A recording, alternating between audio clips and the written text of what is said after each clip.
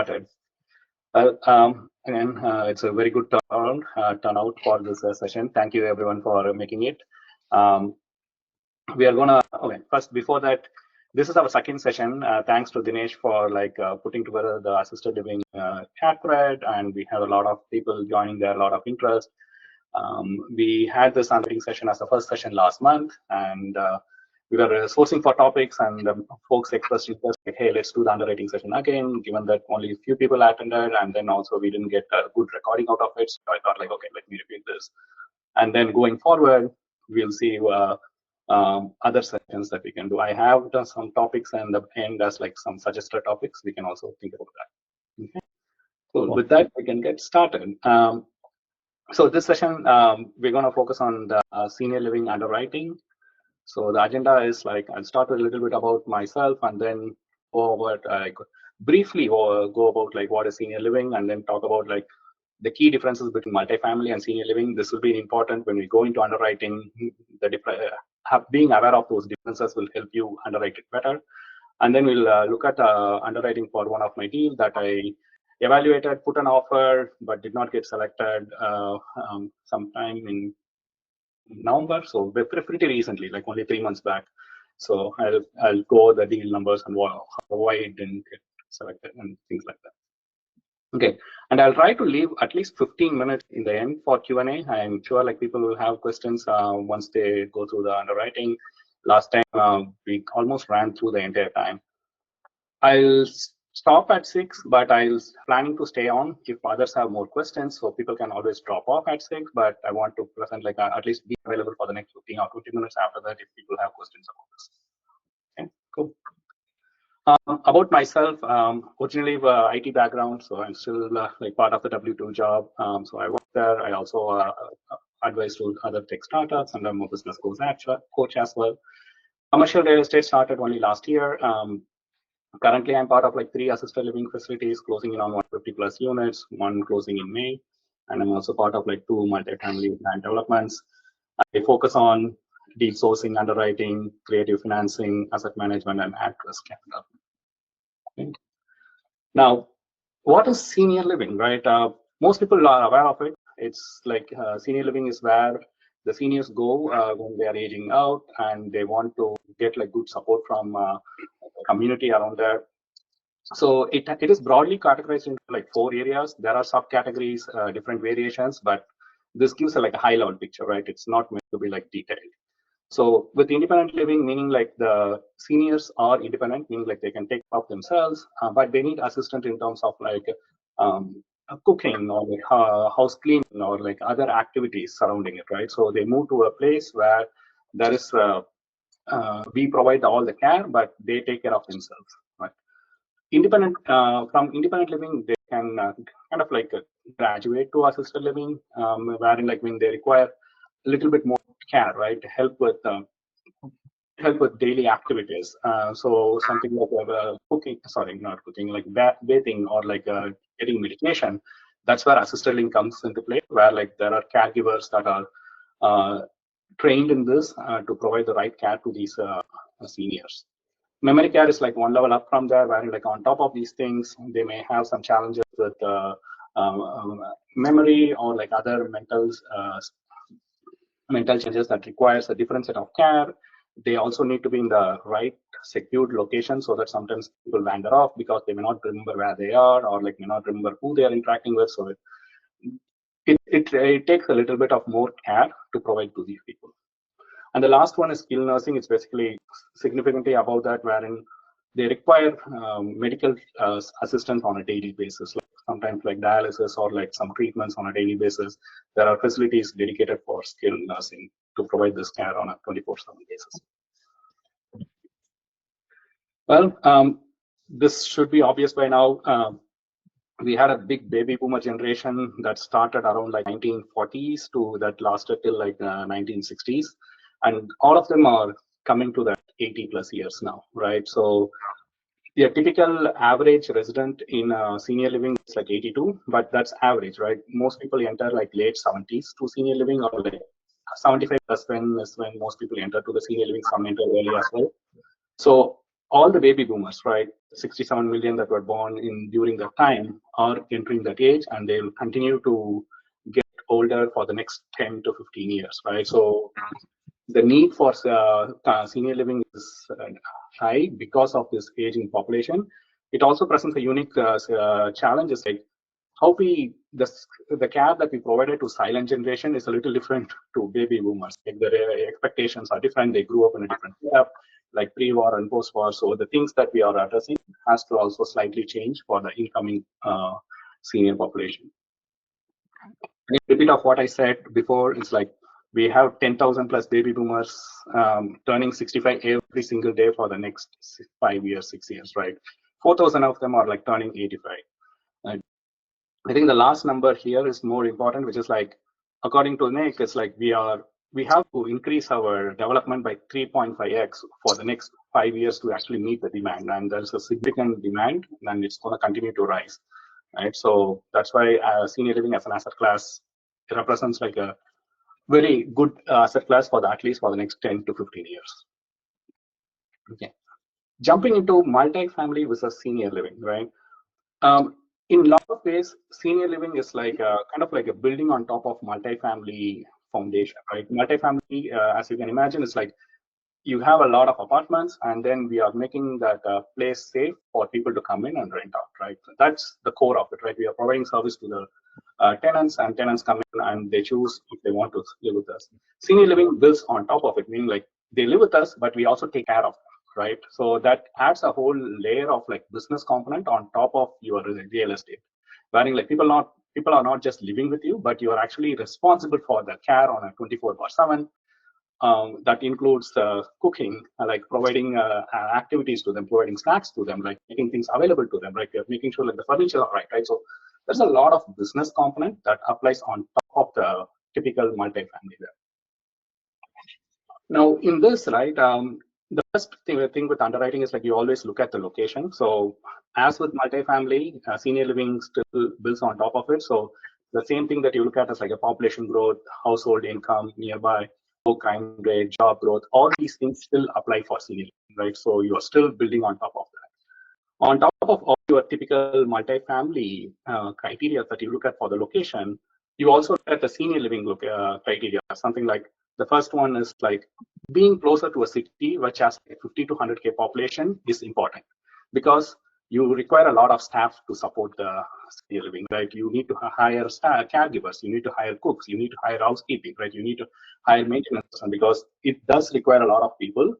And if you are in a rural market, having access or identifying these set of people may become challenging, because there is staff turnover is a big problem or like big challenge with senior living. So having access to the right set of or like big set of population is important for you to kind of like maintain the facility well.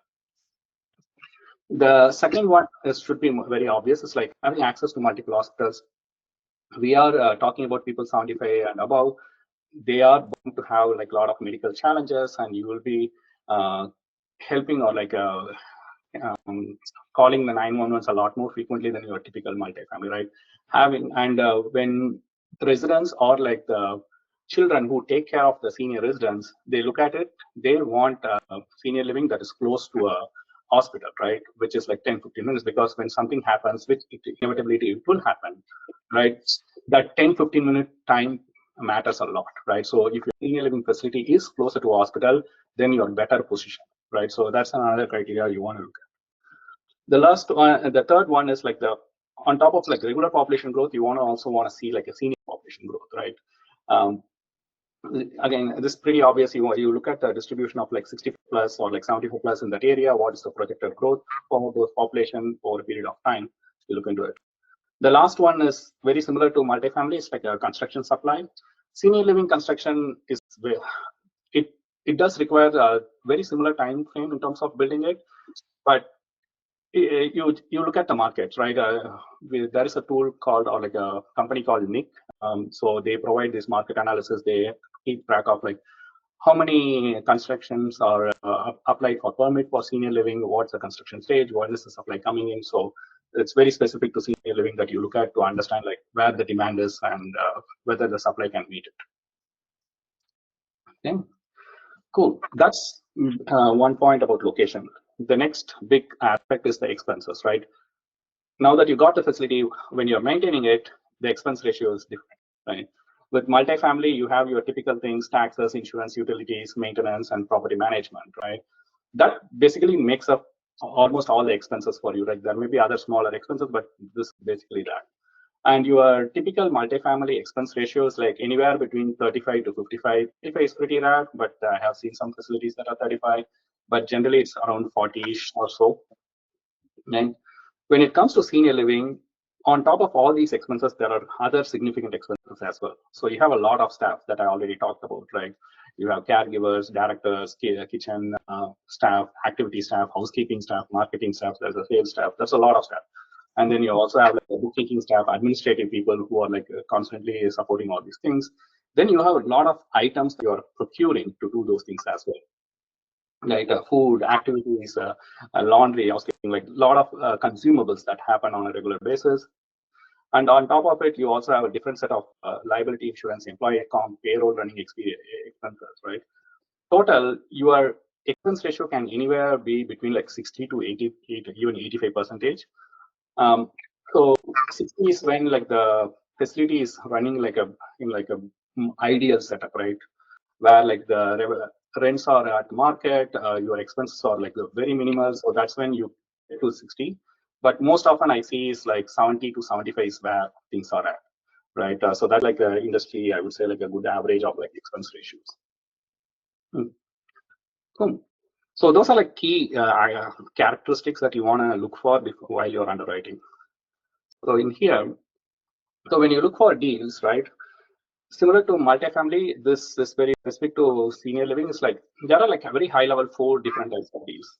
One is like a property that's already cash flowing, right? And it is cash flowing but may not be running as efficiently. Meaning like, okay, there is some loss to lease that you can actually increase the rent to market. So you can come up with some value and opportunities, right? Now, when you're buying a cash flowing property, the typical cap rate is very different from multifamily. Multifamily, the cap rate can be anywhere from 4% to 8%, depending on the location class and the building class. In senior living, because there's a lot more work you are doing, it's a business on top of real estate. The typical cap rate is like 7% to 14%, depending on the location. I would say like ideally you want to be at least 10 plus, I would say.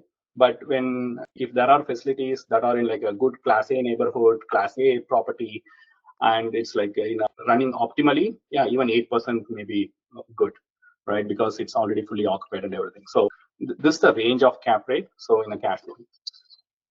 The second type of deal, which you will more often run into, is like the deals where it's losing cash, right? You may not find that much of it in multifamily, but here, because the expense ratios is so high, even if there is a slight dip in occupancy, you will suddenly be red, right? Because the expense ratio is like 80%. If suddenly 20% or 30% of the occupancy is gone, then you are bleeding cash a lot. At that point, you can't even focus on cap rate, right? Because you are bleeding cash, right? There is nothing to calculate there. So in that situation, you think about like, okay, how many units are there? How much am I paying for that building, right? So you're buying the building and the business together, but you are focusing on the building more so than the business at that point, right? The second aspect is like, if the business is bleeding cash, you focus on like what would be your plan of attack to turn it around. When a thing is losing cash, when you are inheriting a big problem, right? Before you inherit it, you need to have a clear plan of attack for solving that problem. Have to do a significant amount of due diligence before you are confident that you can inherit a problem, right? Because unless you fix the business, you are not going to turn around the cash, right? So you need to know the business in and out, exactly what are the pain points, how you address those pain points, why you feel confident that you are the right person to address those pain points. I would not recommend getting into a losing cash business. Okay. The third type of deal is closed down facilities. Again, this is very common after COVID happened. It's like during COVID, a lot of senior housing, especially the one, like almost every senior housing was not prepared for COVID. Some handled it well, many did not handle it well because the entire world faced it, right? but it impacted senior living the most compared to any other asset classes, right? Because these are all vulnerable population and they impacted the most, and many businesses did not recover from that, right? That's why you are also many businesses are still losing cash. People are trying to offload it, but many actually closed down because they couldn't contain whatever happened, or like they ran out of cash. They actually had to close down, right? So in that situation, it's still a good place to acquire if it is in the right location, meeting all the needs. You have to pay close attention to the state of the facility. That matters, because if it's only closed recently, maybe it's in a good shape, but if it is closed more than a year or two, a lot of bad things could have happened, right? There could be theft, vandalism, right? Maintenance or like a sprinkler getting burst, like a lot of things could have happened. So you have to pay attention to the state of the facility before you buy a closed down facility. And the last one, obviously, is the new construction. You go by the market demand. If you see all the location criteria checks out and there is not much supply coming in, like maybe it makes sense to do construction. But construction is expensive right now, so you have to pick the right market to make sure, like in the long run, you actually can recoup all the expenses that you are spending. Okay.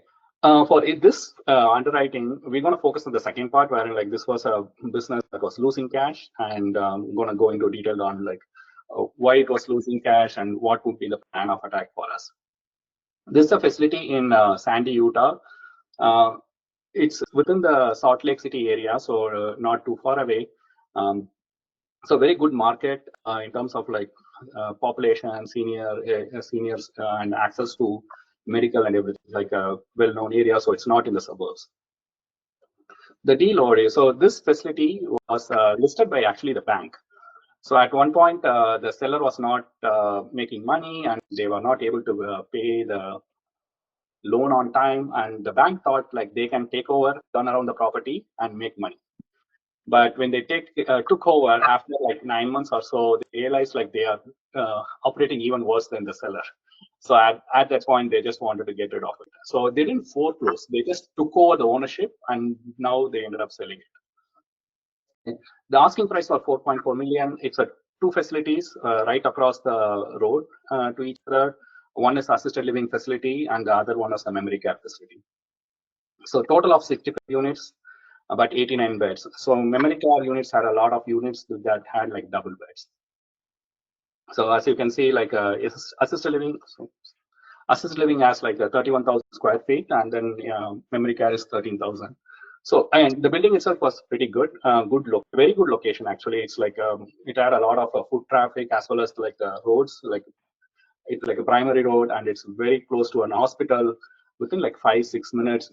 A lot of nearby senior population in the right location in terms of like the residential area. So people like living in residential area because when the adult children, like people who are 50 plus, that are making the decisions for their parents, right? They want to be close to the facility, right? So they can have their parents in the senior living, so they can visit them whenever they want. So being close by matters. And again, all the location things checked out. 75 plus population within the 5-mile radius exceeds 15,000, and it was growing well. So that's what attracted me to this deal. So then I went into the underwriting. So on the financials, as I mentioned, it was actually making money, but it was not making good money. But then in 2023, that's when it started losing money, right? But by end of 2024, it started losing a lot of money.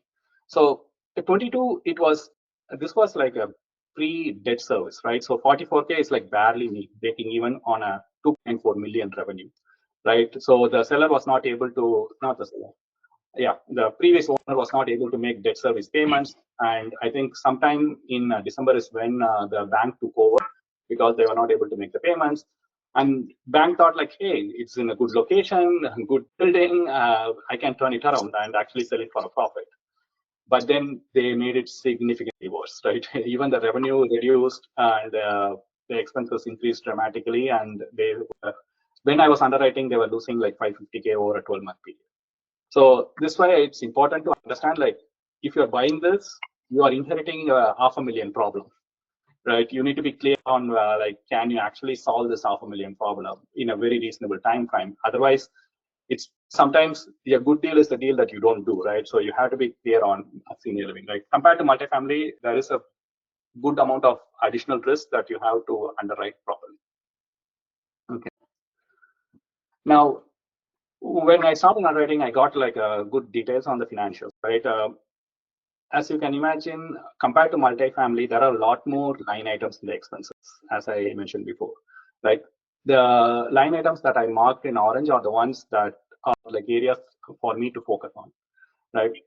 Agency staffing. So for people who are not familiar, it's like with senior living, you hire full-time employees to take care of people, right? Cooks, everyone's full-time employees. But sometimes you're not able to retain the people, right? And there are times where you don't have the right people. So you go to these agencies where they provide contracting, right? So you feel like, hey, I need one person for 5 hours for caregivers. Like they're like, okay, I have a pool of people, I can send someone to you, but they will typically charge 50% more than the market rate, or like even 100% more than the market rate, right? So the fact that some facilities using agency staffing, meaning like internally they are not able to hire and retain the right employees, right? So that's first red flag, like there is a challenges on the business. Second one, on the marketing side. So 150K for a facility of like 90 units is extremely high from a marketing side for a year. And what found was like these were the operator who was running this facility was using referral programs like external websites like a Place for Mom, where they typically charge 1 month or 2 months to place an agent. So all these placement agencies, you can actually pay a lot. Sometimes it does make sense to increase the occupancy, but it should not be a long-term plan, right? It's more like a tactical execution where you infuse some cash to increase the occupancy. Like we saw like 150K for a whole year, and even then the occupancy was only 3%. It didn't make sense. The other aspect is like food is a major expense, but almost $500,000 for food for like again 70 people is like it's not the right number. Like so they were so in the wrong locations. Maybe they didn't have like a good meal plans. So that's another area that we wanted to look at. The last one of the most easiest fix was the management fee. So the operator was treating these two facilities as two separate facilities, and they had a minimum of $10,000 per month, even if there is no revenue. I mean, like it's basically either 6% or $10,000 per month. And obviously, the facility was not meeting the 6% of the revenue, so they basically went with like every facility was like $10,000 per month. So that's like two facilities, 12 months was almost 240K, but there was 1 month like they came in late. So that came out to like 9% of like the overall expenses, right? Which is again pretty significant. So there are other things that we also looked at. One is like in terms of like the type of residents that were in the facility, this was skewing more towards public pay. So public pay, it's like similar to Section 8, where you have waiver programs where the government actually pays to place the seniors in your facilities, and the government pays for it. It's actually a good thing to have public pay, but you need to be mindful of the amount that you're collecting from the government and comparing to the private pay, and also the percentage of your residents between public and private pay. Right? There is no right number. It's more about like, does it make sense for your overall expenses? In the scenario, Utah actually pays only 60% of the private pay rate, right? If we are getting like $4,000 from private pay, public pay it was like close to like 2,000 to 2,500, right? So we are losing a lot of money per residents on the public pay.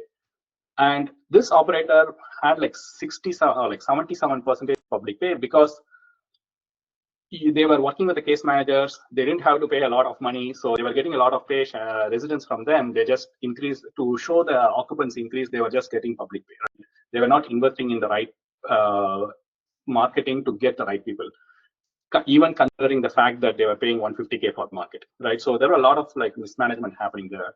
So this was one thing that we wanted to fix as soon as we got in. Is like we wanted to change the ratio of public to private such that like the income we are getting from the private pay is actually pretty good.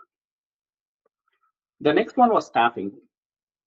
As I mentioned, the operator was treating both these facilities as two separate facilities, right?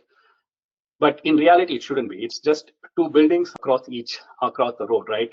You don't need two marketing person. You don't need two activity person. You don't need two planning person, sales person, right? It's just like one person managing two buildings, but they were treating this as two facilities, and they had a lot of dual roles, and they were paying these people more. And then the staff ratio was also high, along with the payroll they were paying. So when we deeply looked at the payroll numbers and everything, they had a higher level of caregivers than what is typically needed. So there is this, there is no set ratio, I would say.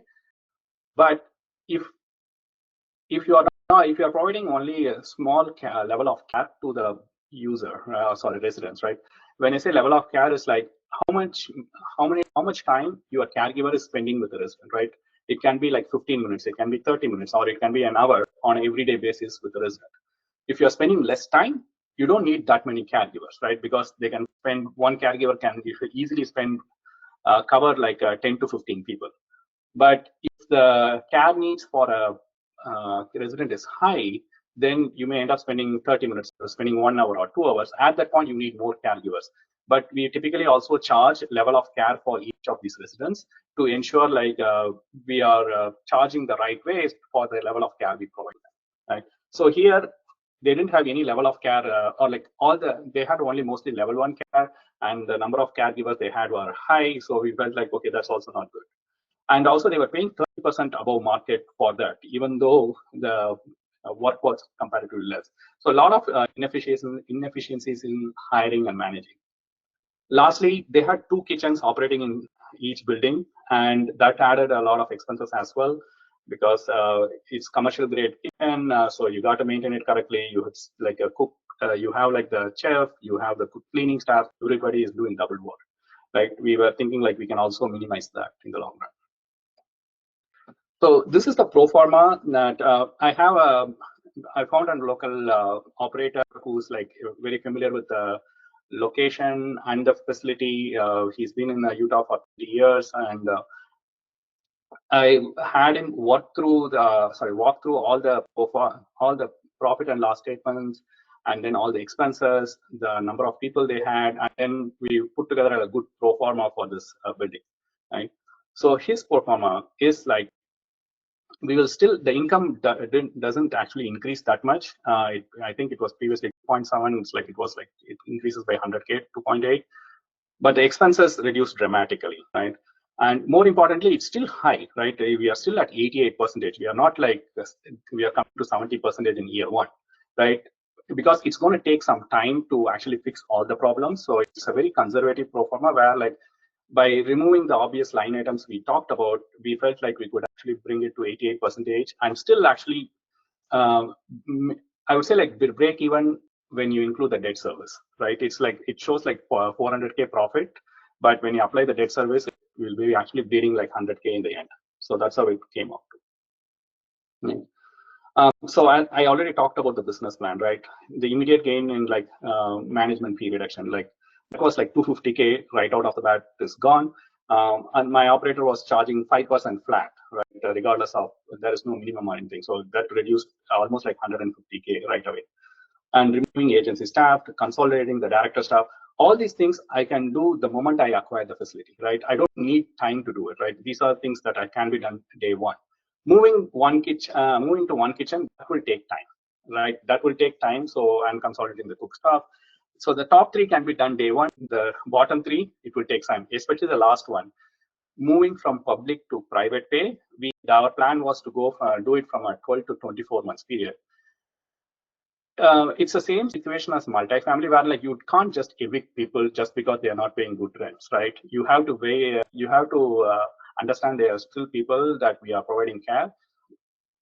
So our plan was like, naturally there will always be turnovers, like people pass on, move on. So at that point we'll get in private pay residents, but we also had like every month we'll move one person out. That's the plan we had, right? Along with the regular move out, we had one person of public pay move out, and we will have the conversation with them. We want to empathize with the situation. We want to provide alternatives to them, but be also clear to them, like, hey, this is a business, right? If you're not making the business work, we can't provide care to anyone, let alone you, right? So you want to be clear on that. So we had to approach this compassionately, making sure like the residents that are going to be impacted by it are like treated correctly, and that's the right thing to do. And also, more importantly, a senior living facility is well known in a community, right? When you start making decisions that optimize for business and not optimize for the resident or staff, the word will get around, and you will now have a hard time actually getting the residents in the future, right?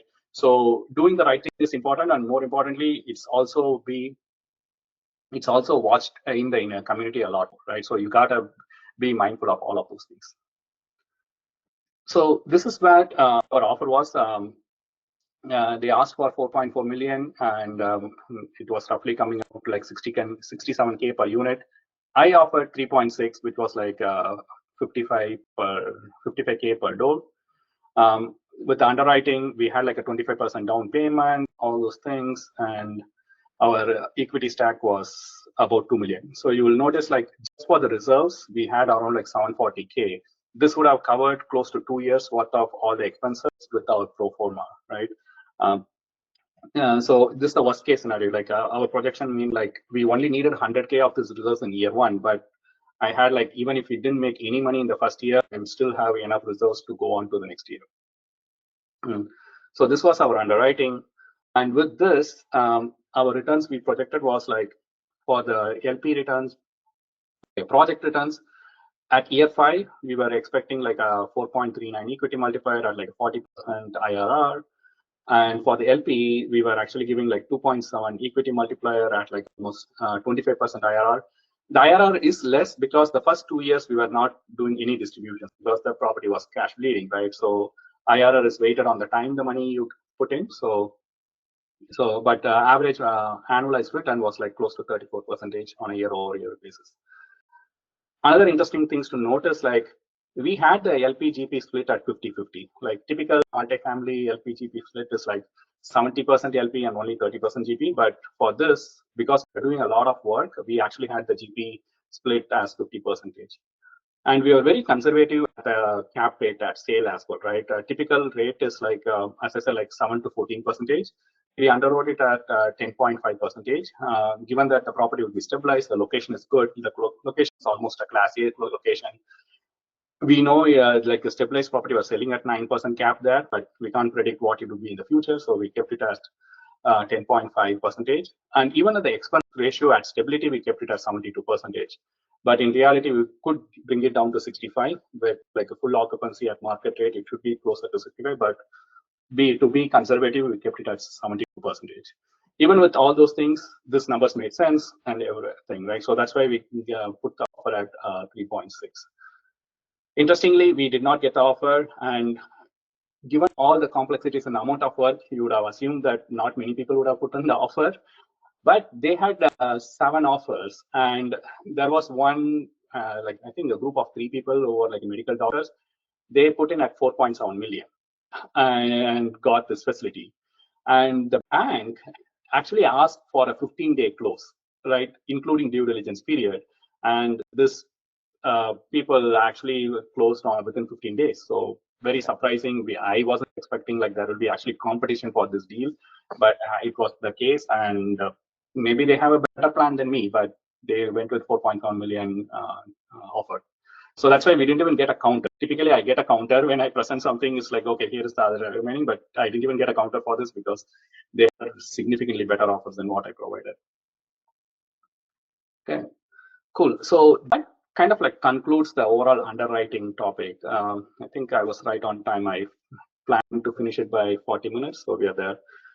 And then here are like other future topics. I thought like I was thinking about it, like what can people discuss? So I put in here. One is like this one was a cash bleeding property, but maybe people want to learn about like cash flowing, like, and what are the value add strategies you can do with the senior living.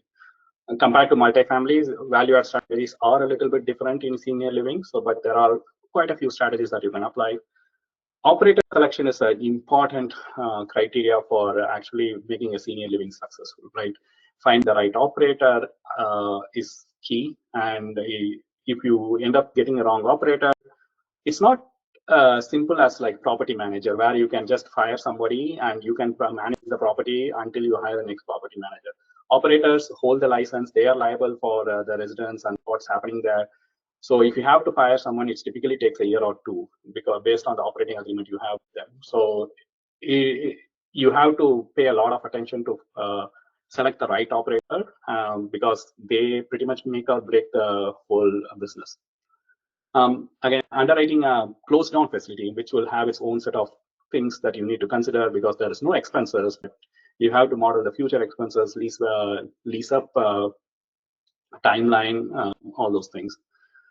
And as I mentioned, operations is a big challenge, and there are like multiple challenges with operations. I called out the top three, which is like staff turnover, low occupancy, out of control expenses. How do we handle those things? What are the different tactics that you can apply for each of these challenges? So if people are interested, we can talk about it. The other topic I thought was like branding and marketing. Compared to multifamily, senior living, you can expect, especially when you have 50 plus or like 100 plus residents, one or two will pass on a monthly basis. That means like you are constantly getting new people in.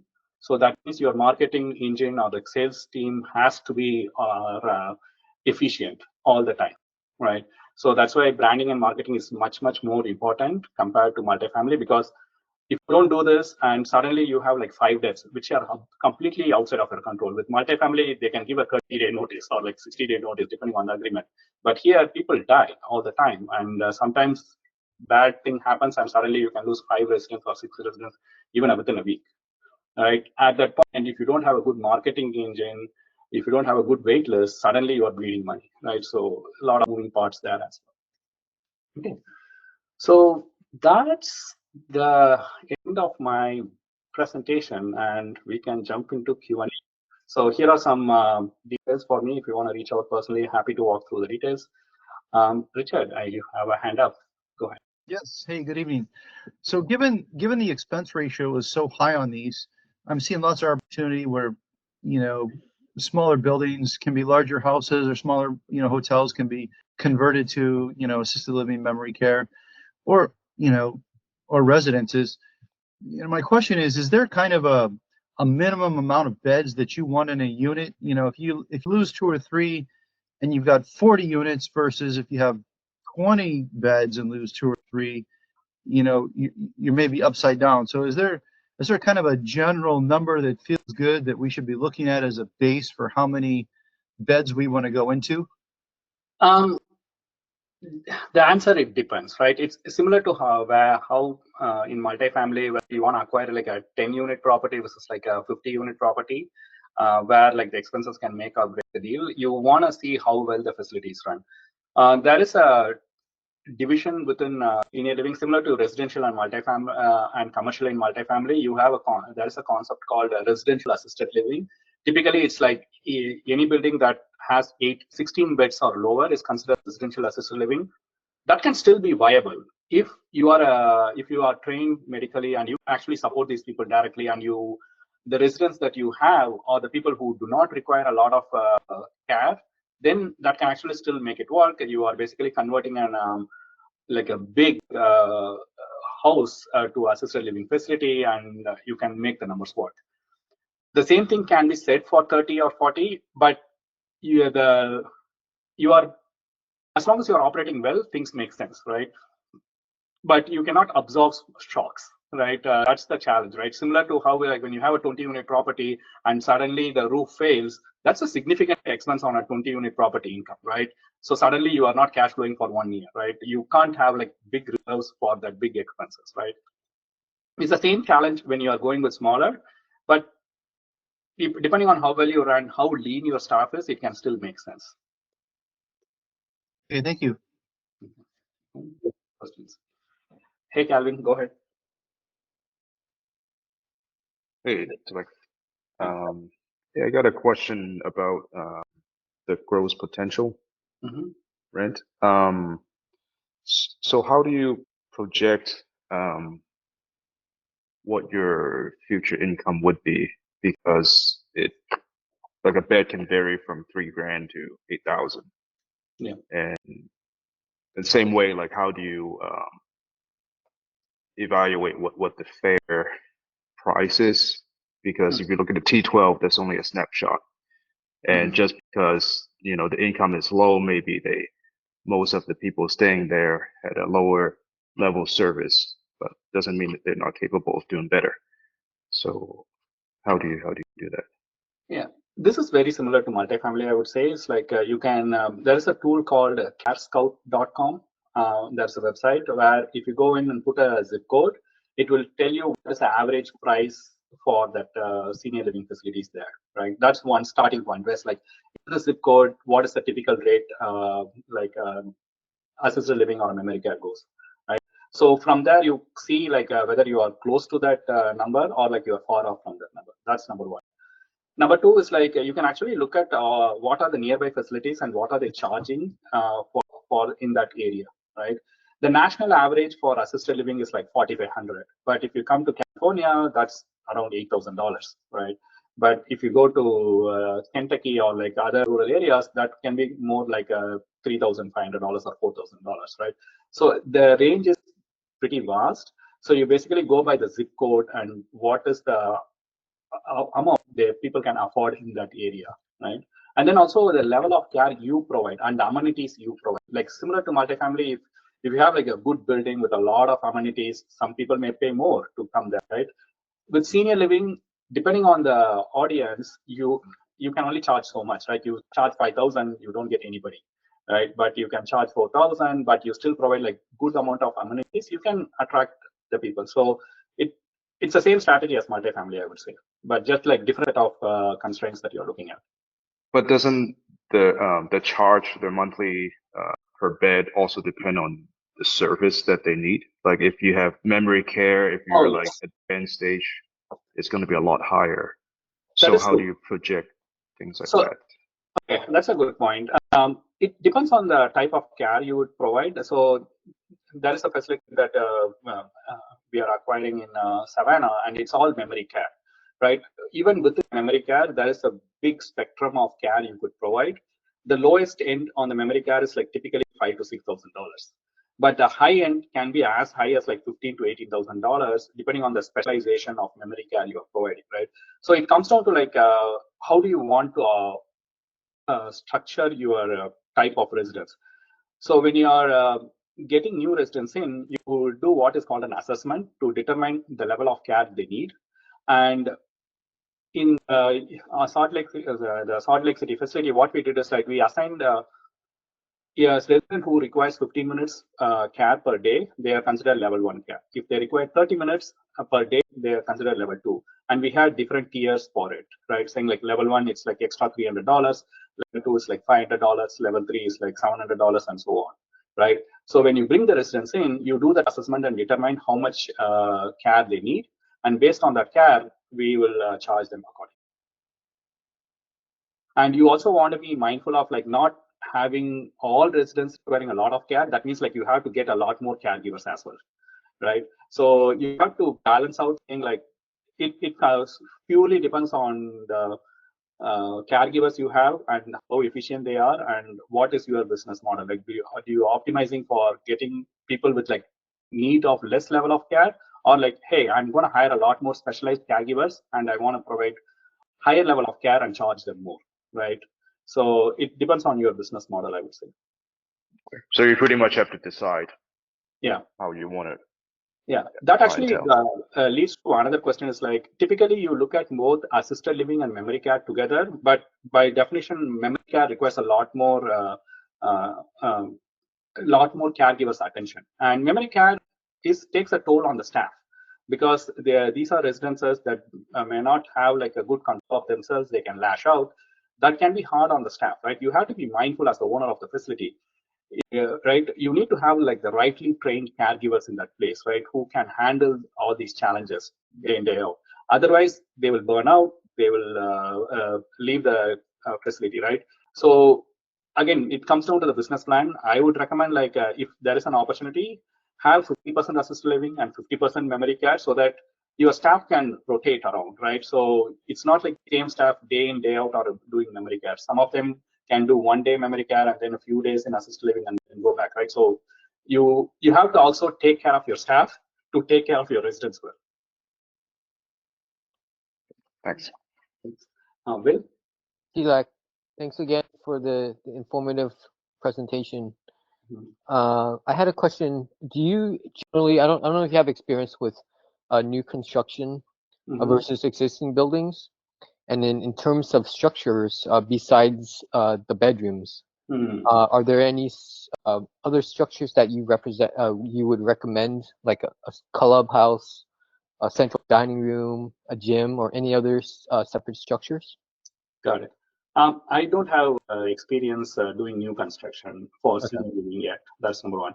But your second question still applies, because part of my acquisition is like everybody has their own preferences. For me, I don't like 2-story buildings for senior living. I want only like a single story. I want a much more open layout, because my ethos is that the incoming seniors, they want more mobility. They want to have like a more outdoor space. So more active space, I would say, not just like sitting and doing just bingo. It's like, hey, there are activities that they can do in an outdoor space, more walking, right? So compared to the previous 30-40 years, the technology has improved a lot, and people are more healthy even after 75 years, right? So you need a facility to accommodate those things, right? If you're buying like a 3-story facility, no backyard, nothing, then the mobility is by default limited, right? So things like that. So when you're acquiring the facility, you can still look for like, is there a space for a clubhouse, like where you can actually hold activities, right? Is there a kind of like a senior friendly gym there, right? Because that is your policy to kind of like make them active, participate in strength training or things like that, right? So it comes down to what is your business plan, and then you kind of like pick the right facility that fits your need. Okay, so it depends. Yeah. Okay. Okay. All right. Thank you. I appreciate that. Thank you. Okay. Other questions? I saw David hand go up, but it looks like he's not.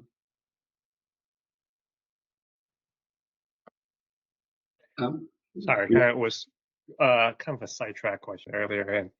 But what if you have a situation where you have a resident that did not require memory care, that developed the need for memory care? What do you do in that situation?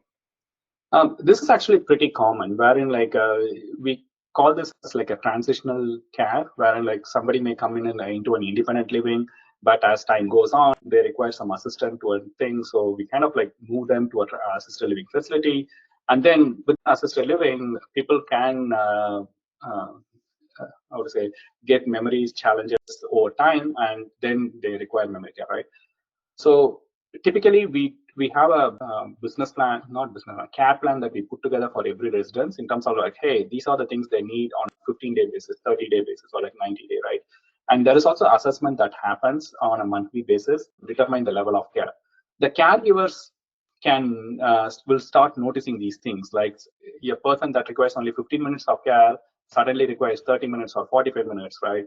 And they can observe these changes, and then they will basically tell to the executive director, hey, this person will require a lot more higher care, right? At that point, we basically monitor the resident and truly ascertain like, okay, these are the people that require more care. And then we talk to the person that is responsible for this resident, right? And kind of like call out, hey, the level of care we provide for your dad or mom or grandma has increased, and they require a higher level of care. And in order for us to provide this care, this is how the expense is going to be, and we'll have that.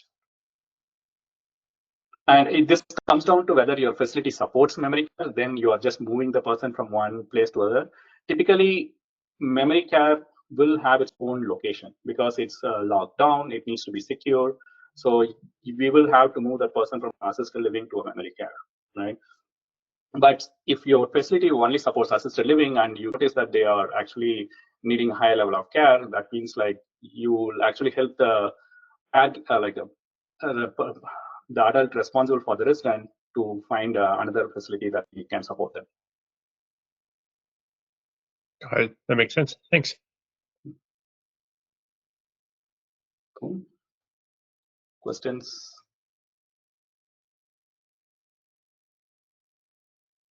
Go ahead, Richard. I got a few more if nobody else has questions. Just kind of a general question. What are you seeing in the market as far as, when you ran your numbers for, feeding these folks, is there kind of a baseline, is it costing $30 a day? Not including labor, you got to have your chef, right? Your cook is probably a salaried person, maybe with an assistant or whatever. But is it costing $20 a day, $30 a day, $50 a day to feed somebody 3 times a day with snacks in the middle? Is there kind of what are you seeing as far as a baseline per person? There was this number where we were evaluating a deal in Dallas, and we found an operator who's like very familiar with Dallas, and they were in the Dallas for 17 years, and they provided this number about $30 per person per month is like a good baseline, because you are cooking, and this was like a facility of like 75 units.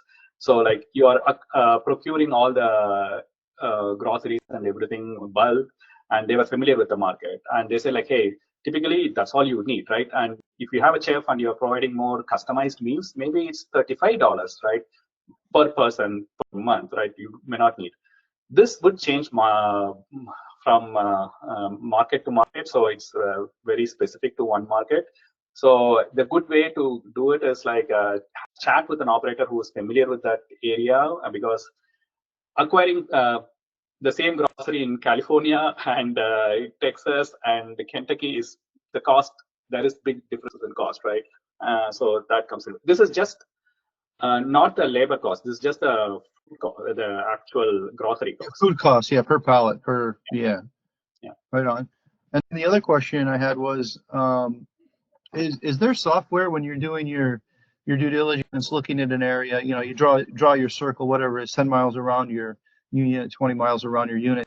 Does the search engine tell you the age demographic, like their 25% of the age demographic is 20 to 30 and 60% is 60 to 80? Does the software tell you the age demographic of your area, by zip code even? Yeah. So I think the overall numbers, you can find it in the census, right? But if you want the age distribution, then the NIC map, they have analysis, right? So similar to CoStar, they provide these numbers. Like if you give a location, they can say it's like, okay, in this location, this is the 65 plus population or like 75 plus population range, right? Similar to CoStar, it is expensive. Typically what I do is like I ask the broker. Most of my brokers I work with, they are specialized in senior living. So it's like, hey, can you run the NIC report for this zip code and send it to me? Good brokers usually include that in the offering memorandum already, but sometimes they don't, and you can ask the broker to get the data for you. Okay, yeah, that's great, because population growth is great for multifamily, but you want to know how many old people do you have around your unit, right? I would say that's the matrix that's more important than population growth. Yeah. You can also, like, even if you don't have access to this like a detailed number, if you have like 100K population, the national average is like around 13% or like 14% is or like 65 plus, right? And it's growing, and it will become like 23% in like 2030.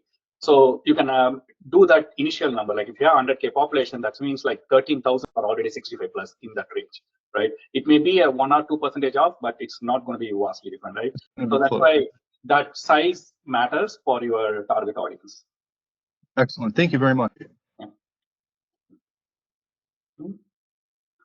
Happy to take a few more questions. Don't see anyone else there. I know, Richard, you said like you have a few more questions. Looks like nobody else in the queue, so you can ask away. Well, yeah, you pretty much addressed everything. I'll set up a meeting on your calendar. You probably underwrote a property in Georgia that I'm working on. So. Oh yeah, we met over the property, right? The Savannah Seasons. Yeah. So I LP'd and GP'd into that. So I would love to talk to you about that sometime. Yeah, that was a very interesting property. It had a very interesting journey. It was not a traditional acquisition that went to the auction route. In case Brian didn't fill you in, like I was part of that. Like Cash is there. He was we did a lot of late night things to figure out how to kind of like get the auction bidding and everything. That's an interesting story to talk about, like how skewed or like how weird the auction was. And Yeah, so JD is actually the one that turned me on to that, and he gave me the backstory. I spent an hour with Christine, not Christine, Lisa C. oh, nice. And I spent an hour with her this week, and I think she's the whole, that Yeah. inside operator that's going to fill those beds is absolutely key to the success of that property. Yeah.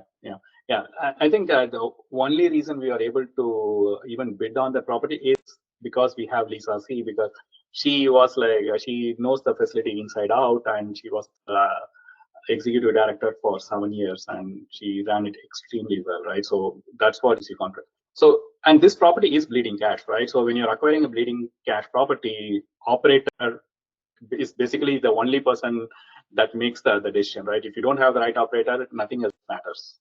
Right. And that's why I called her, because I was like, if this thing's losing 20, 30, 40, 50,000 a month, what do I tell my investors? Like, how do I cross that bridge? Are we losing that the first day that we move in? And she's like, look, I'm going to fill this faster than, what your team is expecting. So, and she's fourth or fifth generation in Savannah. So she's got a lot of deep roots there, and, which again, the operator, she's key.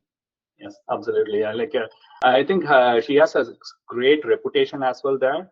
Like everybody trusts her because she's been there. She has helped out, and she's also specialized in memory care, and this facility is all memory care, right? So I think that also makes a huge difference. Like she can actually provide the care that's needed for this facility. So with the lot is only half built. So if we can stabilize this in a year, is there opportunity to build those? I think it's zoned for another 40 units, 24 units or something, right?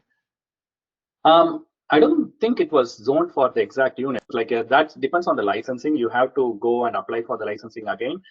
But the zoning is for the whole lot, whole parcel, if I'm not wrong. So you could technically build it, but the numbers are really different, right? With the construction rates and everything, we have to see like if we can construct it, how long it's going to take for us to recoup the cost. We haven't included that in our modeling. That will be like something like 1 or 2 years down the line, when we see, like when we are good with the stabilizing this property and there is demand for more units, then we can look into the construction. Because I was looking at that as a value add, right? Because you've got space to add more beds. It is, but good thing is like we didn't include in our underwriting for that. Right. No, I saw that, so that's why I was asking. Richard, what we could do is we can walk you through the due diligence documents. So I think it'll help you, right? So we'll do that. But I don't want to take any more time. If anybody else has questions. Yeah, this is really good, actually. Thank you, Thilak. It adds a lot of value to the audience. But going forward, I think we need to bring some expert operators or brokers, lenders, whoever is specialized in assisted living. That will be great. If you have any references or contacts, we can bring them in and have a Q&A session or something like that, or they can give a presentation and followed up with the Q&A session. It comes down to the topics. So I was like trying to show like this is the topic I was thinking about yesterday, and I added the slide. Like these are the potential topics we want to learn. But if people have other topics they want to learn about, and we can bring in the right person for those topics, right? So some of these line items I can talk about underwriting pretty easily. Even operator selection I can talk, because I've been through this for like 3 different facilities. So we talked to a lot of operators before picking one. So, but there could be other topics where there are better persons, right, who can talk about it. So if people have interested in certain areas, we can see if we can get that out. Tech stack. Yes. Yeah. Okay. Awesome. Thanks again. Cool. We are 3 minutes over. It's been great. We got a lot of people. I should have remembered to take a photo of people when there was enough people. I think most people. I'm new to this, so I don't remember taking these things, but it's good. Okay, if people have more questions or like they want to learn more about this assisted living, feel free to reach out. I'll share the slide deck along with the facilities underwriting talk, as well as the OAM and the pro forma that we put together, and the recording as well. So if you have questions, feel free to reach out. I'm happy to chat. Thanks again, Thilak. Okay. Thank you. Thanks, Thank you. Thilak. Thanks, Dinesh. Thank you. Thank you. Okay. Thanks, Thank you, everyone. gentlemen. Have a And good night. thank you, Dinesh. I didn't forget. Sorry.